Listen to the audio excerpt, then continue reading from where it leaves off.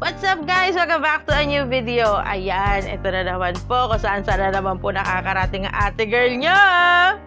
Pero deserve naman natin to, oy. So, pupunta tayo today sa Miramar Hotel. So, yes, I have been in Miramar Hotel for the launch of the Only Wings, Only Fries, Only Rice. Pero syempre, pupunta tayo sa hotel. Itutour natin ang hotel.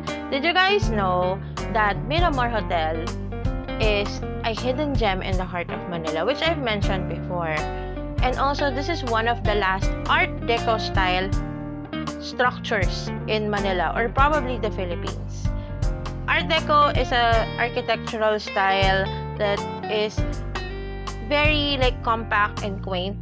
So, lalo na yung mga arky dyan, for sure, matutuwa kayo sa mga, sa mga trivia na alam ko sa hotel na to. And I am really thankful for my friend Arnie for inviting me here and, touring me around the hotel. Actually, itong hotel na to, matagal ko na siyang nadadaanan. Pero, na-intimidate akong pumasok kasi feeling ko pang mayaman. And did you guys know, para siyang condo or apartment complex dati ng mga creme de la creme ng Manila. Like, nakakaloka.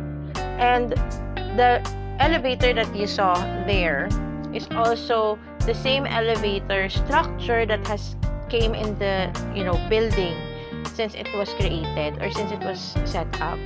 So ibig sabihin mas matanda din siya sa akin.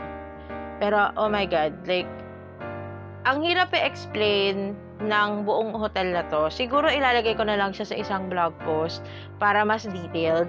But there are a lot of rooms available, though there are different rates, of course, for different days. And this is one of their key defining factors, yung parang pinaka-patio area nila. Like, tignan mo naman ang aesthetic. Pero yun lang talaga yung today's video, guys. Thank you guys so much for watching, and I hope you have a safe and wonderful day. Bye!